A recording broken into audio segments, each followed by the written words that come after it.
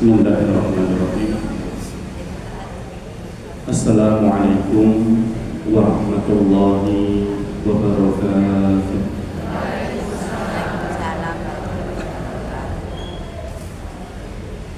Alhamdulillahirabbil alamin. Wa bihi nasta'inuhu ala umuri dunya waddin.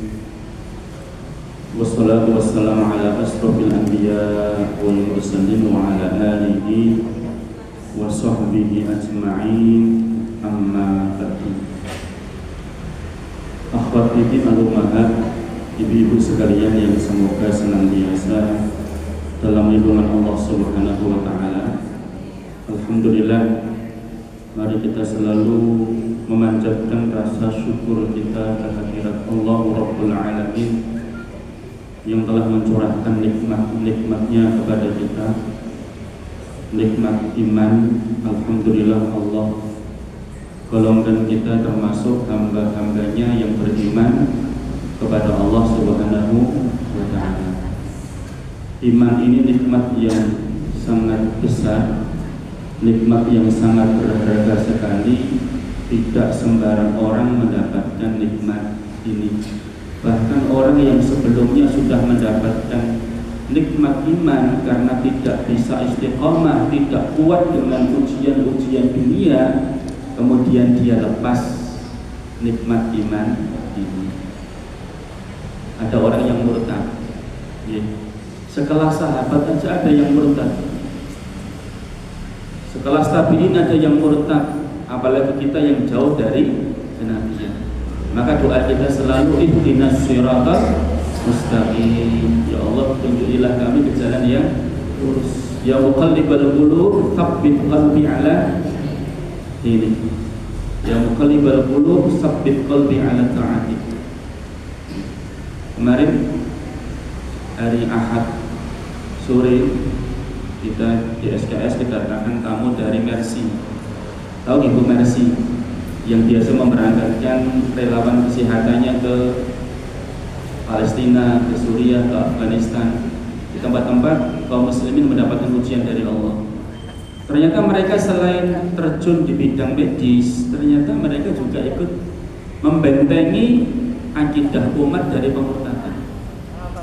Kemarin dari Mercy cerita bahwa mereka sedang menanggulangi kemurtadan yang ada di Jogja, pasnya di Bukit Manoret. Pernah dengar Ibu? Itu dulu ada 300 kakak muslim mukmin beriman kepada Allah Subhanahu wa taala, sekarang tinggal 15 kakak. Dan bayangkan 300 tinggal 15. Makanya dibutuh sinergi dari kaum muslimin, para dai, jangan hanya di kota-kota besar, tapi juga harus terjun ke tempat-tempat yang seperti itu. Dan kemarin kita juga kaget loh, baru sampai kepada kita seperti ini. Kan ngeri sekali, 300 kakak tinggal 15 kakak yang masih tetap istiqomah beriman kepada Allah Subhanahu wa ta'ala. Maka mengadakan kajian, membuat majelis, punya komunitas muslim itu sangat penting. Untuk apa? Tawasau bil haqqi, tawasau bisabar. Saling mengingatkan dalam kebaikan, saling mengingatkan dalam kesabaran. Ya. Karena kalau kita hidup sendirian tidak ada yang mengingatkan. Nikmat yang kedua adalah berupa nikmat sehat. Ya. Insyaallah ibu-ibu yang hadir di sini semua sehat, Ibu. Alhamdulillah, sehat jasmani juga sehat rohani. Mata kita sehat, telinga kita sehat, kita bisa berbicara, hati kita, organ tubuh kita sehat, kita bisa berjalan sampai di tempat ini. Nikmat yang luar biasa. Kita lihat orang-orang yang mendapatkan ujian dari Allah, kakinya lumpuh, tangannya buntung, matanya tidak bisa melihat. Hari Ahad pekan ketiga yang bulan yang lalu, saya bersama dengan teman-teman itu mengadakan baksos di Wonogiri, tepatnya Kismantoro. Kismantoro itu Wonogiri paling pojok, perbatasan dengan Jawa Timur. Di sana ada desa yang namanya Desa Pucung. Desa Pucung ini terdiri dari cuma 4 dukuh saja. Itu rumahnya berjauhan di bukit-bukit, di larang-larang gitu, perjalanan itu sangat-sangat jauh sekali. Ada komunitas yang pengen melihat ke rumah-rumahnya itu, pas berangkat semangat, pas balik lagi naik itu sampai mau pingsan. Ada seorang akhwat mau pingsan. Kalau kita memang nggak bisa turun ke bawah, kita cuma di joglonya itu, di balai desanya, dikumpulkan mereka. Satu desa itu ada 60 orang penyandang disabilitas. Disabilitas ya. Disabilitas itu kan kekurangan ataupun keterbatasan fisik, keterbatasan mental, keterbatasan IQ, keterbatasan macam-macam itu. Ada yang mereka nggak bisa melihat, nggak bisa mendengar, nggak bisa ngomong, nggak bisa tangannya lumpuh, kakinya lumpuh. Paling banyak itu Down syndrome. Down syndrome itu keterbatasan apa? Mental. Ada yang lumpuh juga. Dikumpulkan aja 60 lebih itu. Sampai petugas kelurahan itu ngapal satu persatu itu bu siapa, mbak siapa, lek siapa, pak. Tapi seringnya gitu, kaum muslimin datang ke sana memberikan bantuan karena mereka ya ketergantungan kepada orang lain. Kondisinya kan cacat. Meskipun ada beberapa orang yang mereka dibimbing untuk membuat batik, namanya batik ciprat. Batik ciprat itu ya kain putih terus dicelup, setelah itu dicipratin pakai gini, ciprat gitu, terus dilukis itu. Bagus banget tapi dari hati, masya Allah bagus. Itu dipastikan setiap hari mesti beda coraknya. Kalau pakai batik kita pas sepertinya kalau nggak bisa pakai batik di walimahan, resepsi pernikahan, kok ono sing ngembari, kan rapi enak banget tadi. Ono sing ngembari, kayak anak panti asuhan tadi. Tapi nek jenengan tumbas teng mriku dipastikan mboten mungkin sama. Kenapa? Karena setiap hari motifnya berbeda-beda. Dicipratin siapa yang ngerjakan nggih kaum disabilitas tadi itu, disabilitas tadi. Ibu sekalian ketika saya melihat mereka itu ya Allah bersyukur kepada Allah, ada yang ada yang gitu, ada jalannya lumpuh gini-gini, dan wajah-wajah mereka itu kok sayu. Kita sholat duhur di sana jamak dengan asar, yang sholat cuma 1-2 orang dok, yang lainnya udah nggak sholat. Dilihat dari wajah-wajahnya kita itu nggak jarang wudhu, jarang sholat. Ya ada beberapa yang mereka sholat, kita cek, ya, saya tanya sama mereka. Ada yang pengen masuk surga, angkat tangan, angkat tangan. Cekrah aku ya angkat tangan, melu-melu angkat tangan. Kalau semua pengen masuk surga, nanti di surga itu tidak ada orang yang sakit, nggak ada yang cacat kayak seperti ini. Semua sehat walafiat, cantik-cantik, ganteng-ganteng, umurnya 30 tahun. Tapi ada syaratnya biar bisa masuk surga, beramal soleh, terutama sholat. Saya ajarkan sholat itu berapa rakaat dalam sehari, berapa kali, berapa rakaat. Satu ternyata bisa juga. Mungkin juga sebenarnya mereka tuh ngerti, tahu, tapi ya mungkin karena keterbatasan, ya mungkin kadang-kadang malas, tidak mau mengerjakan. Ya. Ibu sekalian, kesehatan yang Allah Subhanahu Wa Taala berikan kepada kita hari ini, kita bisa melihat dengan terang benderang atau dengan min itu dilepas ini gak jelas loh. Rempang-rempang dah wajahnya. Ini baru minnya itu baru 2. Saya nggak bisa bayangkan yang minnya 5, 7, 11 itu tebel banget gini nih ya, kalau kacamatanya nggak dipakai gini-gini kayak orang buta ya. Alhamdulillah jenengan bisa melihat tanpa alat bantuan itu bersyukur kepada Allah Subhanahu Wa Taala. Pakai kacamata Pak Ustaz, tapi kan plus. Nah plus itu 40 tahun ke atas biasanya plus itu. Ya plus. Nah kalau repotin itu plus kali min itu. Lihat ke jauh harus pakai min, kacamata min, lihat ke dekat harus plus. Kalau nggak pakai kacamata plus, ini harus dibuka. Ya, biar saya bisa melihat gini. Saya melihat gini nggak bisa bu, pakai kacamata itu, nggak jelas. Ya. Kenapa? Karena ini pakai kacamata plus. Ya. Nggak jauh pakai kacamata min. Kita bisa mendengar, kita bisa ngomong, kita bisa jalan sampai di sini. Ini nikmat dari Allah Subhanahu Wa Taala. Dan inilah nanti yang pertama kali akan ditanya oleh Allah Subhanahu Wa Taala pada hari kiamat. Ketika menafsirkan firman Allah Subhanahu Wa Taala, "Tsumma latus'alunna yawma idzin 'anil na'im." Surat apa bu? At-Takatsur. Tsumma kemudian latus alunna, kalian betul-betul akan ditanya yauma idzin pada waktu itu anin na'im, tentang nikmat yang telah Allah Subhanahu wa taala berikan kepada kalian. Apa itu nikmat tersebut yang akan ditanyakan pertama kali?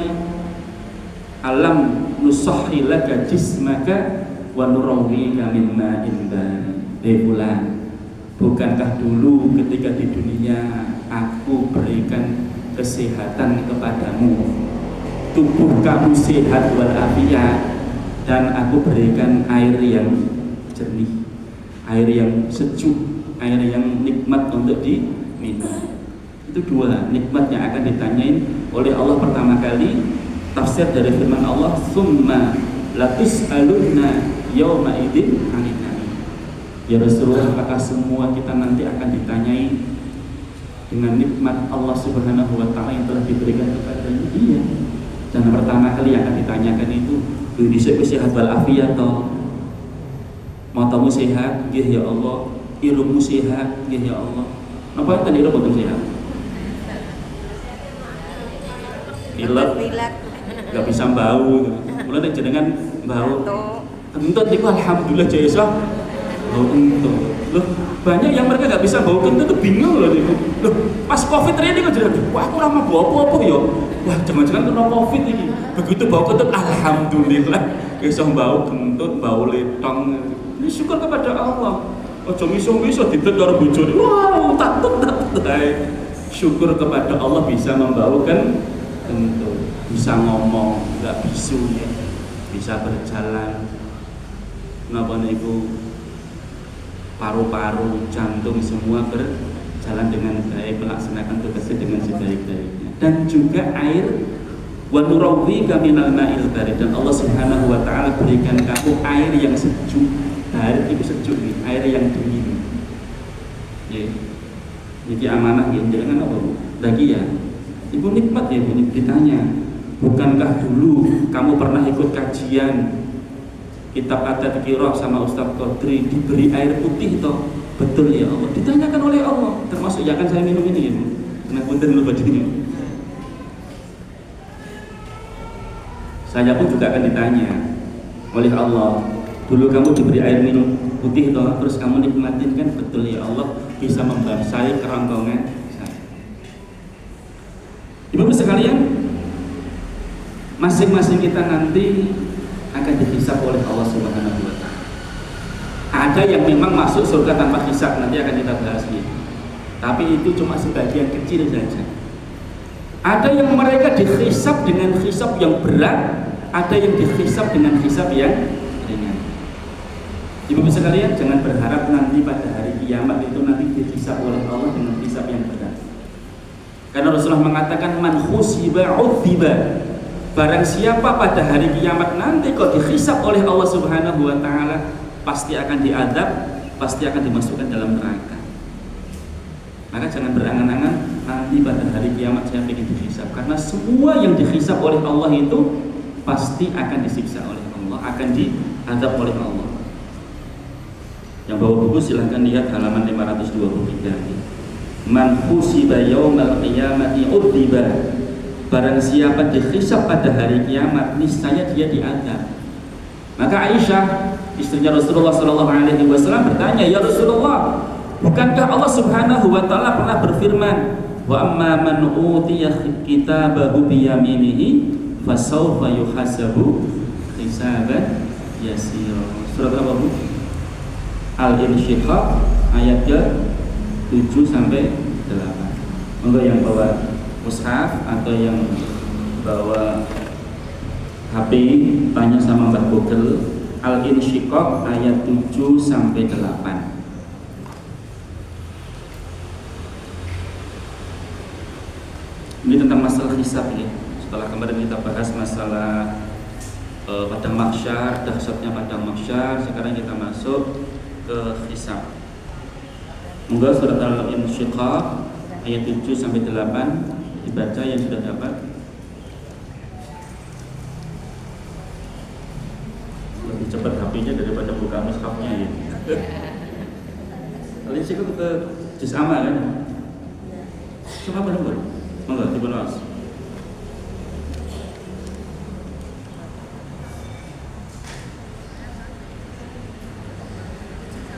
7 sampai 8.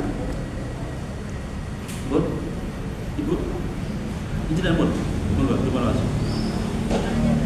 ayat 7 sampai 8. Iya, ayatnya.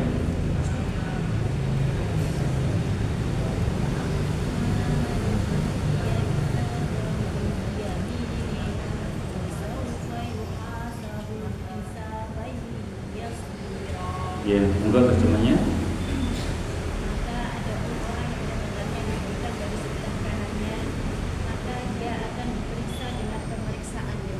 Ya. Fa'amma man utiya kitabahu biyaminihi, adapun orang yang diberikan kitabnya dari sebelah kanannya. Di nanti kitab catatan amal kita itu ada yang diberikan dari sebelah kiri, kanan, kiri dan dari belakangnya, Bu. Lah mereka yang diberi catatan dari arah kanannya, di sebelah tangan kanannya, fasawfa yuhasabu hisaban yasira. Mereka akan dihisab, akan dihitung oleh Allah Subhanahu wa taala dengan hisab yang ringan. Ini berarti kan ada hisab ini. Aisyah bertanya, "Ya Rasulullah, bukankah Allah Subhanahu wa taala berfirman bahwa siapa yang dihisab dengan hisab yang ringan, berarti kan ada hisab ya Rasulullah, katanya dengan tadi yang dihisab akan masuk neraka." Maka Rasul mengatakan, itu maksudnya adalah hisaban yasiro. Hisaban yasiro itu tidak sampai dihisab dengan hisab yang berat. Maka beliau mengatakan itu bukanlah hisab, itu adalah al-ardu, yaitu hari pemaparan amal-amal yang pernah kita kerjakan. Barang siapa didebat, dihisab pada waktu hari kiamat, maka dia akan diazab. Maka doa kita ibu sekalian, kalau toh nanti dihisab oleh Allah Subhanahu wa taala, itu dihisabnya dengan hisab yang dengan ibu dibantu. Allahumma hasibni hisaban yasira. Allahumma hasibni hisaban yasira. Ya Allah, hisablah aku nanti. Kalau terpaksa nanti pada hari kiamat Engkau akan menghisabku, ya Allah, hisablah dengan hisab yang ringan. Apa hisab yang ringan itu? Mari kita lihat. Hisab yang ringan itu bagaimana? Ibu-ibu sekalian, masing-masing kita hari ini itu dikalungi oleh Allah Subhanahu wa taala dengan catatan amal. Catatan amal kita tadi itu dikalungkan di leher kita. Malaikat kanan akan menulis semua amal-amal kebaikan yang telah kita kerjakan. Bangun tidur, jenengan ambil air wudhu, sholat malam, terus zikir sampai adzan berkumandang, tidak ke masjid, tidak akan sholat fajar, terus sholat subuh, ditulis oleh malaikat. Setelah sholat subuh, zikir, baca Al-Quran, mengerjakan pekerjaan rumah, terus berangkat ke masjid sini, terus ngaji, mendengarkan pengajian, ditulis oleh malaikat pencatat amal sebelah kanan kita. Catatan itu berada di mana? Di depan kita ini, dikalungkan di leher kita. Kalau kita berbuat amal keburukan, kemaksiatan, malaikat akan mencatat, ditulis juga di sini. Dalilnya surat Al-Isra ayat ke-13. A'udzubillahi minasyaitonirrajim. Moga dibaca surat Al-Isra ayat ke-13. Wa kullu insanin alzamnahu ta'irahu fi 'unuqihi. Wa kullu insanin, dan setiap manusia, termasuk saya dengan sedanten ingkang rawuh wonten kesempatan menika ibu sekalian.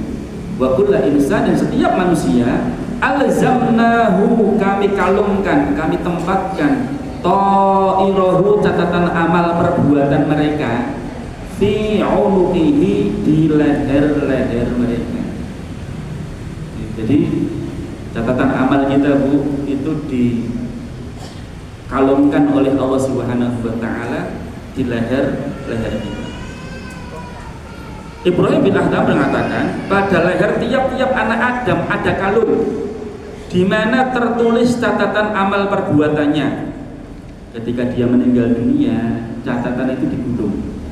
Sekarang dibentangan Bu, bukunya dibuka, terus jenengan pengen nulis apa? Nulis kebaikan ditulis, tapi jenengan pengen nulis keburukan ditulis ini.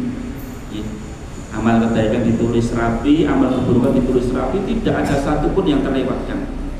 Lah setelah kita meninggal dunia, ditutup catatan tadi itu digulung. Dan ketika dia dibangkitkan oleh Allah pada hari kiamat nanti, catatan itu dibuka kembali dan dikatakan kepada mereka, Iqra kitabaka kafa binafsikal yawma 'alaika hasiba. Insyaallah. Surat Al-Isra ayat ke-14 selanjutnya. Monggo yang sudah dapat Al-Isra ayat ke-13, 14. Siapa? Monggo dibaca yang ke-14, Bu. Iqra kitabaka, bacalah.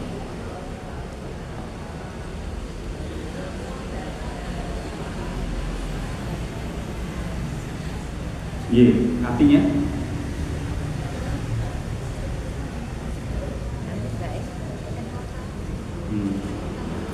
jadi ayat yang ke-13, Bu, masing-masing kita catatannya digalakkan di sini. Meninggal dunia ditutup, nanti pada hari kiamat dibuka kembali. Saiki wacanan Iqra kitabaka, bacalah buku catatanmu, kafa binafsikal yawma 'alaika hasiba, cukuplah dirimu sendiri pada waktu itu sebagai penghisab. Wis rasa diwacake, wacanan dhewe ben isih ngopo nang kene, baca sendiri. Saya jam sekian tanggal sekian berbuat seperti ini, jam sekian tanggal sekian berbuat seperti ini, semua tertulis rapi, tidak ada satupun yang terlewatkan.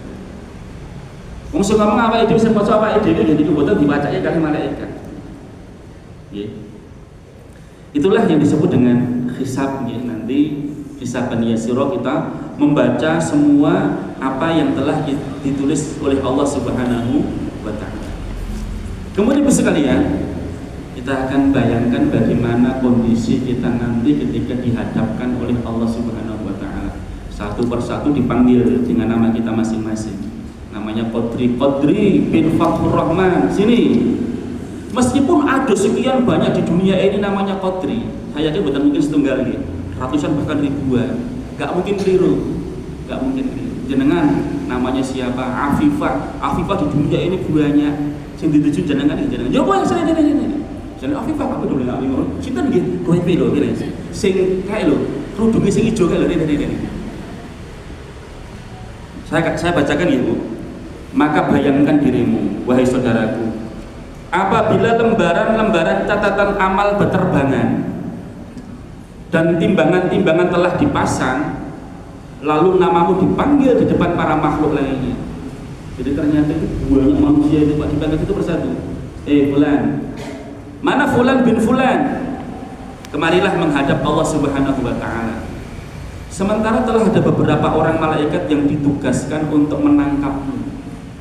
Ada malaikat yang juga, si Fulan si mana? Ya Allah, namanya banyak, Ahmad namanya banyak, itu loh si Fulan itu. Tangkap sama malaikat. Maka para malaikat itu pun segera melaksanakan tugasnya. Kamu ditangkap lalu dibawa mendekat kepada Allah Subhanahu wa taala. Meskipun banyak nama-nama yang serupa dengan namamu dan nama bapakmu, tapi tidak menghalangi para malaikat untuk menangkapmu. Karena mereka tahu bahwa kamulah yang dimaksud oleh Allah Subhanahu wa taala. Ya, bayangkan ketika panggilan itu menyentakkan kesadaranmu. Lalu kamu tahu kamulah orang yang dicari. Maka pundakmu pun gemetar, seluruh persendianmu bergoyang, wajahmu berubah pucat dan pikiranmu buyar. Selanjutnya kamu dibawa melewati barisan-barisan manusia untuk menghadap Allah dan berdiri di hadapannya. Sementara semua makhluk menajamkan mata mereka tertuju kepadamu, sedang kamu sendiri ada di tangan para malaikat. Pikiranmu benar-benar akan buyar dan kamu akan sangat ketakutan karena kamu tahu kemana kamu hendak dibawa. Jadi malaikat tadi itu mengambil salah satu di antara kita, dipanggil namanya tadi itu, terus dibawa sejauh mata memandang manusia semua melihat orang ini. Nah, kalau di dunia itu ada maling kecekel, terus dibonggo niku, terus orang semuanya lihat, dibawa sama polisi, mata semua tertuju. Itu bukan satu RT, bukan satu RW, bukan satu desa, satu dunia, semua mata tertuju kepada kesimpulan tersebut. Kita tidak bisa bayangkan berapa lama satu persatu mereka suruh menghadap Allah Subhanahu wa taala. Bayangkan dirimu ketika kamu telah berada di hadapan Tuhanmu, sementara di tanganmu ada lembaran yang menceritakan segala perbuatan yang pernah kamu lakukan. Tidak ada satupun keteledoran yang bisa kamu sembunyikan, tidak ada satupun kecurangan yang bisa kamu rahasiakan. Semuanya tercantum di sana. Setelah diarah menghadap Allah Subhanahu wa taala, lagi lo catatanmu. Wacanan kita dulu pernah mendolimi orang, pernah merenungi orang, pernah mukul anak kita, pernah berani kepada suami, pernah membentak ibu kita mungkin karena kita kurang sabar dalam merawat ibu kita yang sudah sepuh. Semuanya tercatat di situ. Jamnya berapa, tanggalnya berapa, semua dicatat oleh Allah Subhanahu wa taala. Lalu kamu membaca catatan itu dengan lidah keluh dan hati yang hancur lebur. Sementara berbagai macam kengerian ada di sekelilingmu, di depan dan di belakangmu. Semua berapa banyak keteledoran yang kamu lupakan, ternyata catatan itu menyebutkan semuanya. Berapa banyak keburukan yang telah kamu sembunyikan, mengerjakan dosa maksiat sembunyi-sembunyi, mengurangi timbangan sembunyi-sembunyi, sudah beli ditimbang ditambahkan lagi ke situ. Itu kan bukan haknya. Orang tidak ngerti, tetapi Allah Subhanahu wa taala Maha mengetahui. Ibu sekalian, saya pernah mendengar ada salah seorang ustaz itu cerita di Saudi Arabia. Seorang anak, dia masuk ke dalam klinik. Di situ ada dokter perempuan, ini anak laki-laki datang bersama dengan seorang ibu masuk. Ternyata dia ingin memeriksakan ibunya ini.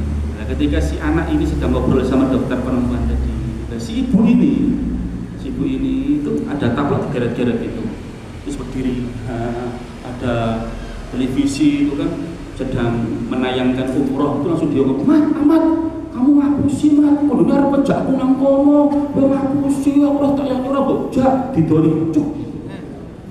Dokternya tanya, Pak, Mas, itu siapa?" "Mohon maaf Bu Dokter, itu ibu saya." "Kenapa ibu kamu?" "Ibu saya gila." "Ibu kamu gila? Sejak kapan dia gila?" "Ibu saya gila sejak kecil." "Loh, sejak kecil, gimana bisa kamu lahir?" "Iya, ibu saya itu dulu ketika masih kecil memang tidak seperti ini gilanya, ya masih mending lah."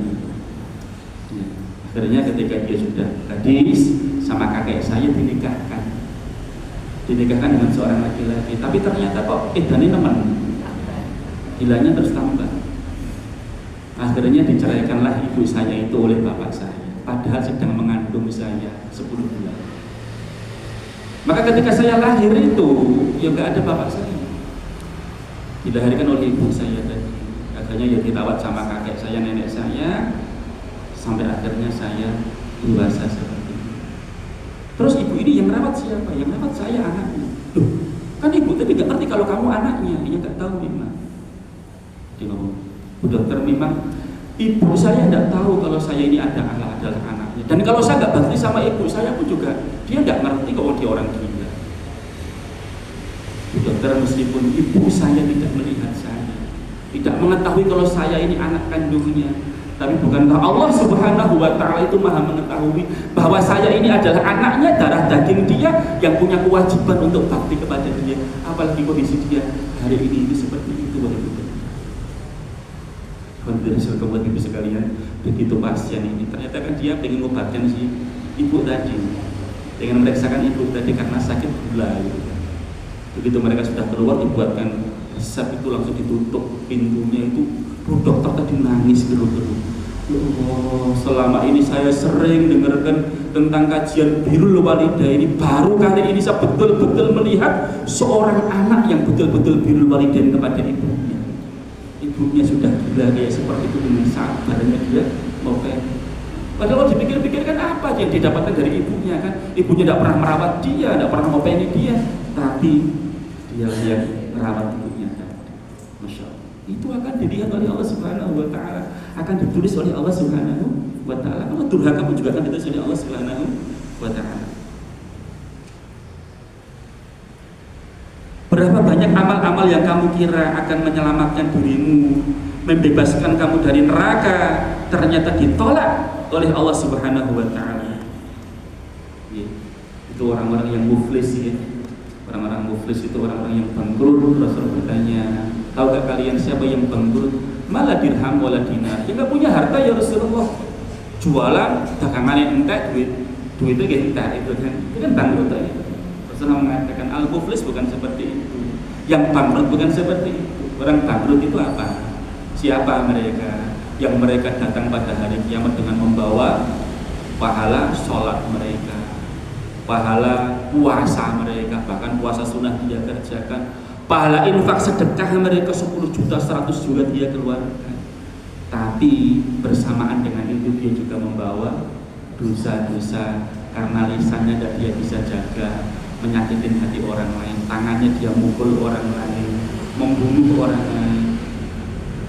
Maka akhirnya apa? Semua kebaikan-kebaikan yang dia miliki, pahala-pahala yang begitu banyak tadi itu, pada hari kiamat ketika ada salah seorang melapor kepada Allah, ya Allah, si fulan dulu pernah mukulin saya ya Allah, si fulan dulu pernah memenjarakan saya ya Allah.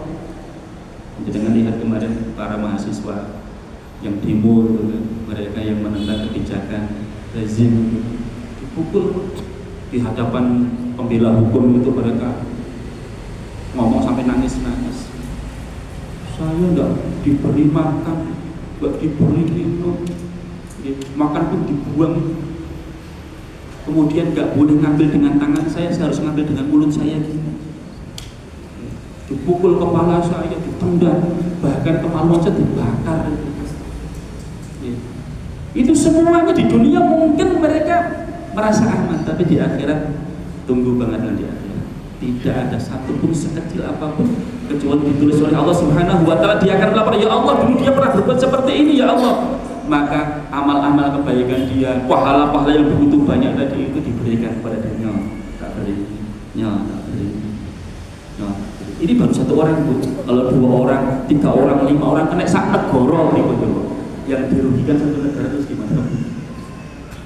Hartanya rakyat, hartanya negara dikorupsi. Nanti semua orang kan datang berbondong-bondong, ya Allah, dia telah berbuat banyak kepada saya, diberikan semua. Padahal ya udah habis semua amal kebaikan. Akhirnya dosa-dosa orang ini semuanya tadi ditimbangkan kepada orang yang zalim. Faturi khafin nar, akhirnya dia dimasukkan ke dalam neraka. Padahal kelihatannya orangnya luar biasa di dunia itu, ahli sholat, ahli sedekah, puasanya bagus, tapi tidak bisa menjaga lisannya, tangannya juga perbuatannya yang lain. Ibu sekalian, semuanya nanti akan tertulis di catatan amal kita. Jika orang tersebut pemimpin kebaikan, suka melaksanakan amal kebaikan, gemar mengajak orang kepada kebaikan, ayo ngaji bareng-bareng sini, itu namanya amal jariah itu. Jangan ada satu orang kok dia tetap ngaji terus, tetap dapatkan pahalanya. Jangan ngajak salat duha, kalau dia tetap salat duha, tetap dapatkan pahala terus jadinya. Menyuruh manusia melakukannya, serta banyak orang-orang mengikuti seruannya, maka dia dipanggil dengan sebutan nama dan nama ayahnya. Lalu dia pun maju ke depan sehingga manakala telah mendekat, dikeluarkanlah di hadapannya sebuah buku berwarna putih, di dalamnya tertulis perbuatan-perbuatan yang buruk dan di luarnya tertulis amal-amalnya yang baik. Gak ada di dunia ini gak pernah berbuat amal keburukan. Mesti kita pernah berbuat amal keburukan, pernah berbuat amal kebaikan, tertulis dalam satu buku catatan itu. Dan mulailah dia membaca bukunya. Pertama-tama dia membaca perbuatan-perbuatan yang buruk. Wah, saya pernah ngambil sandalnya orang lain. Saya dulu pernah mengurangi timbangan karena khilaf mengikuti hawa nafsu. Dulu pas di kantor saya pernah ngambil beberapa kertas. Jadi itu nggak boleh tahu. Itu semua perbuatan-perbuatan buruk. Tentu saja dia ketakutan dan wajahnya berubah pucat. Astagfirullahaladzim, ya Allah. Amal-amal keburukan coba begitu banyaknya. Padahal saya sudah melupakan semuanya, tapi tertulis rapi, nggak ada satupun yang tertinggal. Manakala dia sampai di akhir catatannya, tertulis di sana, inilah keburukan-keburukan Kamu sudah mengakui, betul ya Allah. Jam sekian, betul ya Allah. Hari ini betul ya Allah. Bersama si fulan, betul ya Allah. Kamu mengakui semua dosa-dosamu, betul ya Allah. Ucap basi, kin rokok ya Allah. Maka Allah kemudian mengatakan, aku telah mengampuni untukmu dosa-dosa yang telah kamu kerjakan. Kira-kira bahagia gak? Masya Allah, matur nuwun ya Allah, langsung syukur. Seketika itu juga dia sangat bergembira. Itulah yang disebut dengan al-ardu, hisab yang ringan. Pengen buatan bukan tadi? Pengen buatan? Itu namanya hisab yasir. Wa amma man utiya kitabahu biyaminihi fasawfa yuhasabu hisaban yasira. Tuhan ibu nama dari Allahumma hasibni hisaban yasira.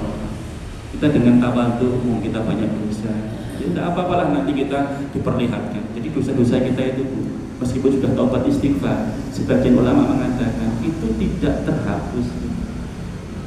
Ya, terhapusnya mungkin di dunia, tapi di akhirat nanti ditampakkan kembali semua. Ya, ditampakkan semua. Setelah itu baru kita mengakui, karena kita orang yang beriman, suka mengajak amal kebaikan, selalu menjaga akidah kita. Sama Allah Subhanahu wa Ta'ala, tak ampuni dosa-dosa kamu semuanya wahai hambaku, sebagaimana dahulu di dunia saya telah menutupi dosa-dosa kamu. Coba ibu sekalian saya nanya, jenengan berbuat dosa, saya juga berbuat dosa. 1 pekan ini, 1 bulan ini, ditutup sama Allah bukan? Ditutup Allah enggak? Ditutup sama Allah. Kalau tidak ditutup Allah Subhanahu wa Ta'ala, tidak mungkin teman kita itu mau duduk bersama dengan kita. Dibukakan dulu kayak gini toh, kamu seperti ini toh, kamu berenang toh, kamu toh, kamu hasad gini toh, kamu nolong itu, mengambil ini toh, kamu gini, sampai dosa hati kita itu semua ditampakkan dan mengeluarkan bau. Maka seorang ulama mengatakan, kalau seandainya dosa ini bisa mengeluarkan bau busuk, tidak ada seorang pun yang mau duduk bersama dengan kita. Betul nggak Bu? Lalu badan? Saya pun juga ngakui. Kenapa saya ini suruh bicara di sini? Kenapa saya dihormati? Karena mereka tidak tahu dosa saya, tidak tahu aib saya. Kalau tahu aib saya mungkin mereka tidak mau. Ya. Jangankan berbuat dosa aja, berbuat sesuatu yang menyelisihi adat istiadat saja itu kadang-kadang itu dicemooh kok. Contohipun agim ya, ngapunten. Agim dulu terkenal luar biasa itu kan, usahanya juga berhasil sukses. Begitu beliau poligami, langsung ambruk semua. Ibu-ibu itu ketemu sama Agim ditoni deh, merasa apa? Mendolimi wanita, mendolimi istri yang pertama. Padahal betul-betul sudah temu dengan sebagus baik-baiknya, ternyata juga sampai seperti itu. Ya, seolah-olah kita membela istri yang pertama. Kasihan dari istri yang pertama, cek kurang apa toh? Lah wong wis ayu, wis pinter macam-macam kok boleh meneh.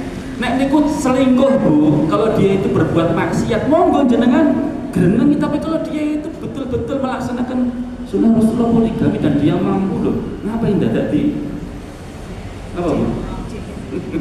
Baca di kepala itu ya. Nah, Bu Fatihah jenengan boten grenengi.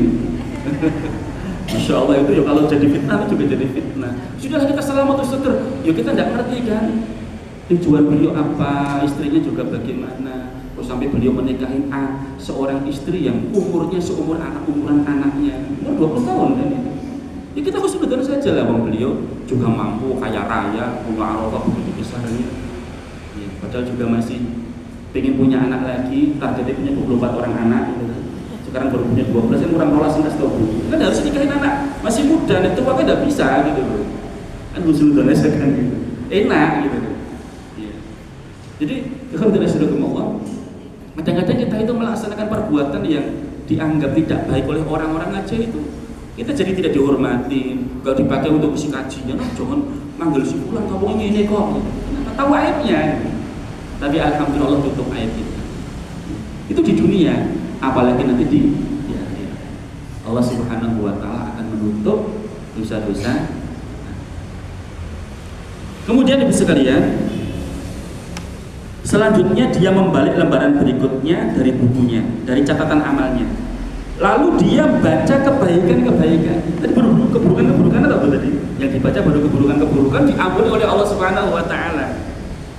Maka dia buka lembaran berikutnya, lalu dia baca kebaikan-kebaikan. Maka semakin gembiralah dia. Sehingga ketika dia sampai pada akhir buku, akhir catatan, tercantum di sana, inilah kebaikan-kebaikan kamu dilipat gandakan oleh Allah Subhanahu wa taala. Bacaan Al-Qur'an kamu, infak sedekah kamu, kamu mengikuti kajian-kajian, bakti kamu kepada orang tua, ditulis semuanya di situ. Terus Allah mengatakan, inilah kebaikan-kebaikanmu dilipat gandakan oleh Allah. Satu kebaikan dikalikan berapa Bu? 10 kali pahala kebaikan. Wajahnya pun berseri-seri. Selanjutnya dia diberi mahkota diletakkan di atas kepalanya. Masya Allah. Jadi semua orang-orang yang beriman, yang diampuni dosanya tadi itu diberi mahkota oleh Allah Subhanahu wa taala. Dan diberi pakaian 2 lapis. Setiap persendian tubuhnya diberi hiasan. Kalau di dunia kita tidak punya perhiasan, tidak punya kalung, tidak punya cincin, tidak punya gelang, pada hari kiamat nanti kita diberi mahkota kayak raja, terus tubuh kita penuh dengan perhiasan emas. Termasuk laki-laki juga diberi perhiasan. Maka kalau laki-laki nanti di dunia kok pakai perhiasan emas, nanti pada hari kiamat diharamkan untuk pakai emas. Laki-laki kok pakai baju sutra, nanti pada hari kiamat nggak boleh pakai baju sutra. Laki-laki kok dia minum homer, ciu, maka di akhirat nggak bisa meminum rohibul maktum, itu minuman homer ya. Tapi yang masih gila, tapi nikmat luar biasa dan memabukkan. Di dunia dia kerjakan larangan Allah, dia kerjakan, di akhirat diharamkan oleh Allah Subhanahu wa ta'ala. Sedang tinggi badannya meningkat menjadi 60 hasta. Hasta segini Bu, kurang lebih 1 meter. Nah, 60 hasta kurang lebih tingginya berapa Bu? 30 meter. 30 meter seberapa nih? Sakit. Kenapa itu kelapa? Tinggi lagi.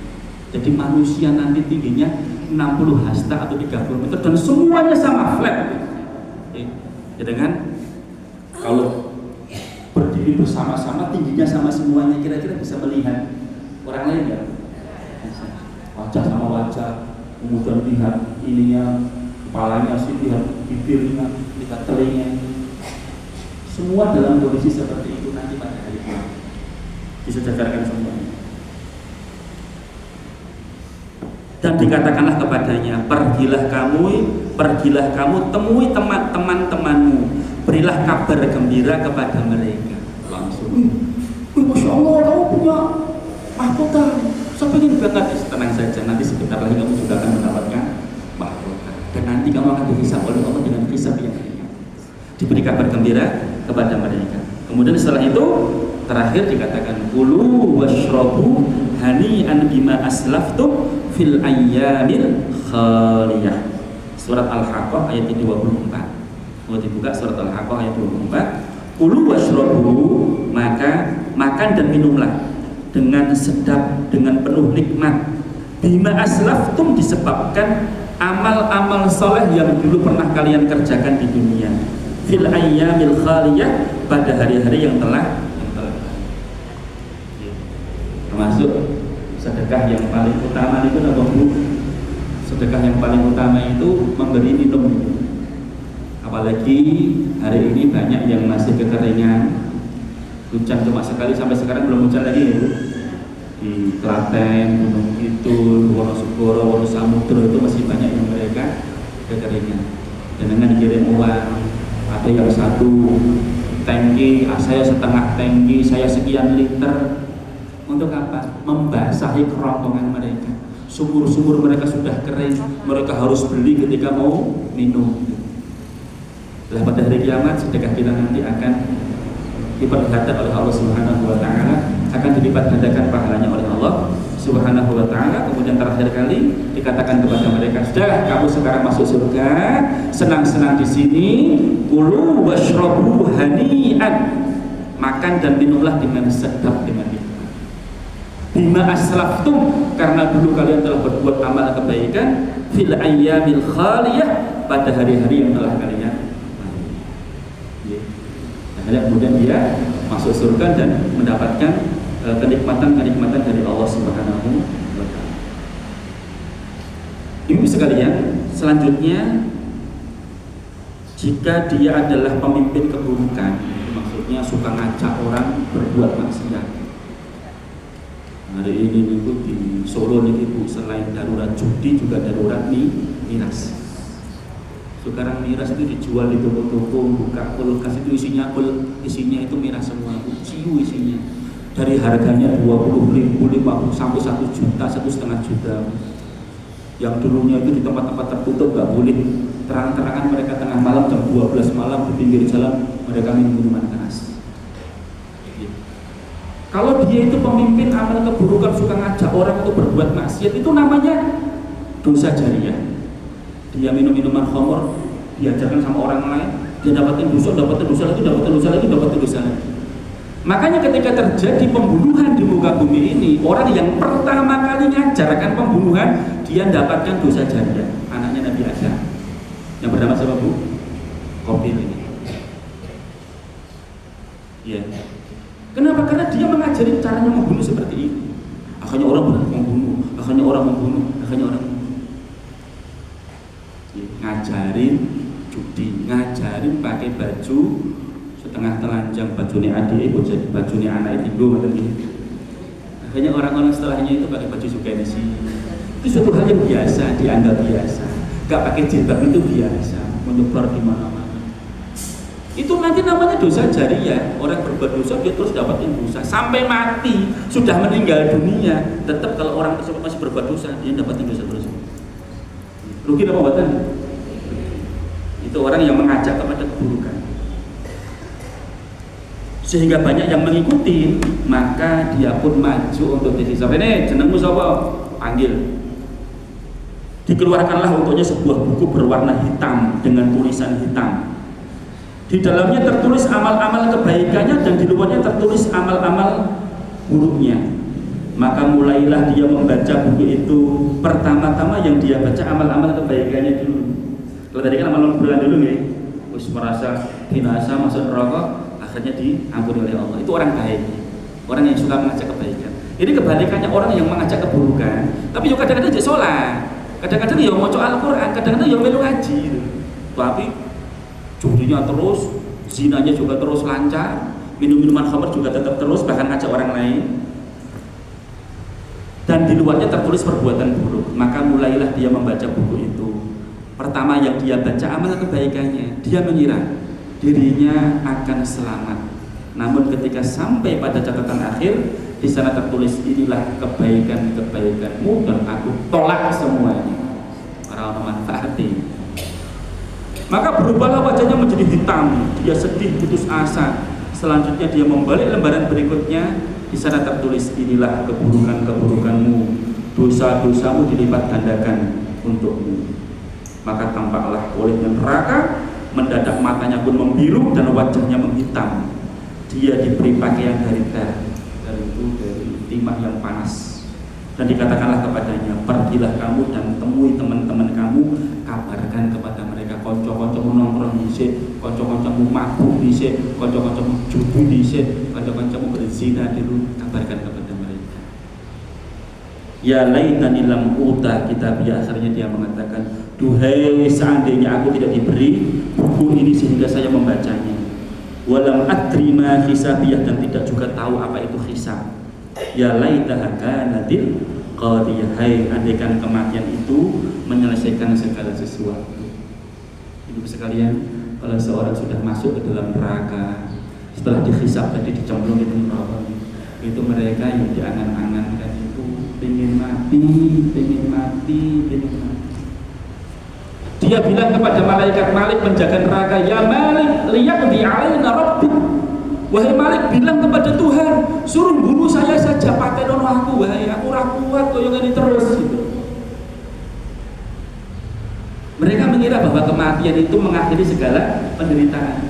Kayak orang di dunia ini kan gak kuat, ya, dengan penderitaan, dibully, akhirnya bunuh diri. Di Semarang Bu, dokter ya Bu, dibully sama seniornya, akhirnya bunuh. Menjenengan itu ngerti. dunia kedokteran ketika mau masuk ngeri. Kemarin saya silaturahmi ke Pak Ridwan, anaknya kan besar yang pertama itu kan sejak beliau masuk kedokteran kan sudah ngaji sama saya, sampai sekarang ambil spesialis itu. Itu Pak Ridwan itu cerita, Ustaz ngeri banget kok kedokteran itu. Bulinya dengan uang, suruh bayar sekian, kok jajak ke sini enak.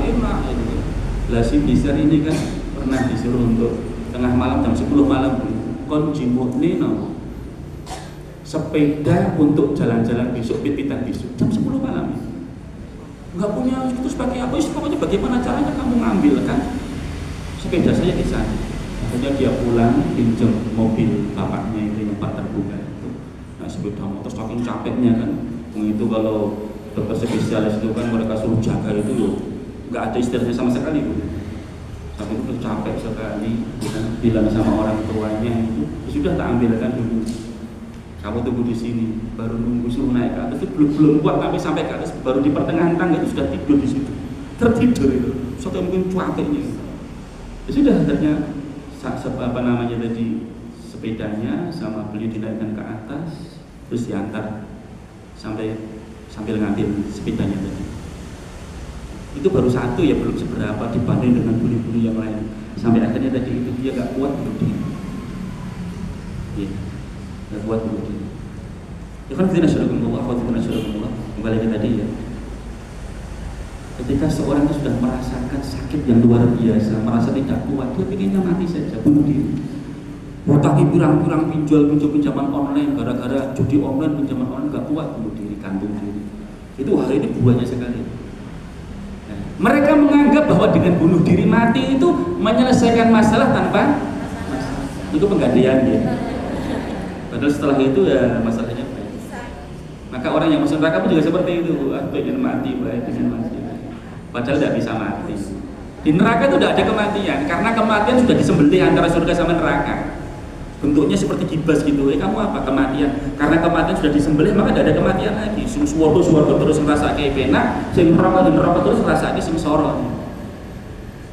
Makanya dia mengatakan, ya laitaha kanatil qadir, sudah aku mati saja, tapi tidak bisa mati. Ini sekali yang terakhir terkait dengan masalah hisab. Saya baca di sini, masya Allah luar biasa. Ngeri sekali ketika hisab itu dihadapkan di hadapan kita itu. Di sini disebutkan Nabi Isa alaihissalam pernah bertanya. Suatu saat Nabi Isa alaihissalam itu dia melewati kuburan, kemudian dia hentakkan kakinya. Dihentakkan, hai penghuni kubur, bangunlah kamu atas izin Allah. Nabi Isa kan bisa menghidupkan orang mati ya Bu, bisa menyembuhkan orang sakit, bisa menghidupkan orang mati. Kemudian mayat tadi pun bangkit. Setelah bangkit ditanya sama sebelum ditanya sama Nabi Isa, dia bertanya kepada Nabi Isa, wahai Nabi Isa Ruhullah, kenapa Anda bangunkan saya? Padahal saya kan baru menunggu hisab sejak 70 tahun yang lalu, sampai terdengar olehku hentakan, penuhilah panggilan Ruhullah Nabi Isa. Tadi saya itu sudah menunggu hisab loh Nabi Isa. 70 tahun saya menunggu, hampir saja saya dihisab kok jenengan bangkit, yang akhirnya saya bangkit. Nabi Isa kemudian bertanya, hai orang, benarkah kamu dulu banyak melakukan dosa dan kesalahan? Apa yang telah kamu perbuat? Maka orang itu menjawab, demi Allah wahai Ruhullah Nabi Isa, saya ini hanya seorang pencari kayu bakar, kerjaku hanya manggul kayu bakar. Saya makan yang halal-halal saja, saya tidak pernah berbuat dosa. Saya juga banyak sedekah. Akhirnya Nabi Isa menjawab, subhanallah, kamu tidak pernah berbuat dosa, orang yang baik. Tapi kenapa sampai menunggu hisab sampai 70 tahun gak dipercepat oleh Allah Subhanahu wa ta'ala? Akhirnya si mayat tadi ngomong, iya, saya memang tidak pernah berbuat dosa. Mungkin satu dosa inilah yang menyebabkan Allah menunda saya hisabnya sampai 70 tahun. Apa itu? Saya pernah disuruh untuk mencari kayu bakar, suruh ngangkut kayu bakar. Tapi kemudian ya, setelah saya dapatkan upah itu, saya ambil sedikit kayu bakar tadi itu untuk bersihkan gigi saya. tusuk gigi siapa tanpa izin saya. Padahal saya sudah diupah, sudah dapatkan gaji dari itu. Terus saya buang. Ini baru nawa tusuk gigi itu menjadikan dia itu tertahan hisapnya 70 tahun. Nah, terus bagaimana kalau di kantor kata kita ngambil barang-barang dibawa pulang ke rumah tanpa minta izin kepada pemimpin? Kadang belanja mesti nentai saya ketemu ngomong 75.000 minta nota kosong gitu. Dilaporkan kepada pemimpinnya bikin kelas semen. Gimana nanti kalau kita jualan terus kita kurangi timbangan yang mestinya itu haknya si pembeli, kita kurangi timbangannya. Gimana kalau kita di pasar sudah ditimbang, diangkat nih masih ngambil terus ditaruh di situ, itu kan bukan hak kita. Ibu sekalian, hisab pada hari kiamat nanti berat. Hari di dunia ini kita saling mengingatkan, sekecil apapun dosa itu jangan sampai akhirnya menjadi penghambat kita untuk mendapatkan hisab dari Allah dengan hisab yang ringan. Maka selalu saling menasihati, selalu saling mengingatkan kepada orang lain, kepada saudara-saudara kita untuk melaksanakan amal-amal baik sekecil apapun dan menjauhi perbuatan buruk sekecil apapun, terutama yang terkait dengan haknya orang lain. Kita selesai hubungan kita dengan Allah Subhanahu wa Ta'ala, ternyata dengan orang lain itu masih belum selesai gara-gara kita mengambil hak dia meskipun cuma sedikit. Diumumkan sinten nggih yang mengambil sandalnya si fulan ini pas habis pengajian kok sandalnya enggak ada. Meskipun cuma sekedar satu sandal itu akan dimintain pertanggungjawaban Allah Subhanahu wa Ta'ala. Dapatkan bagi-bagi dari panitia, satu-satu jatai jimbok siji lebok ning nang tas. Minta bagian dua, itu bukan jatah jenengan Bu. Jatah itu setunggal mawon. Ibu sekalian saling mengingatkan. Jangan sampai di antara kita mengambil hak orang lain yang nanti kisosnya itu pengadilannya itu di hari kiamat. Kalau kita dengan Allah sudah cukup tobat istighfar, Allah ampuni kita, selesai. Tapi kalau pada orang lain belum mendapatkan penghalalan, belum diampuni oleh dia, belum dimaafkan oleh dia, belum selesai. Ya, maka sering kita minta maaf, Bu, ngapunten mungkin kalau selama ini ada kekurangan kesalahan saya. Kalau saya hilaf Ibu, ngapunten, salaman itu menggugurkan dosa. Ya, jangan malu untuk salaman, jangan malas untuk salaman, karena dengan tasofahu hibul beril itu akan menggugurkan dosa-dosa, akan menghilangkan hasad diri pada diri kita. Demikian alhamdulillahirabbil alamin. Semoga kajian kita, muhasabah kita pada hari ini bisa memberikan manfaat kepada kita semuanya. Alhamdulillahirabbil alamin. Assalamualaikum warahmatullahi wabarakatuh.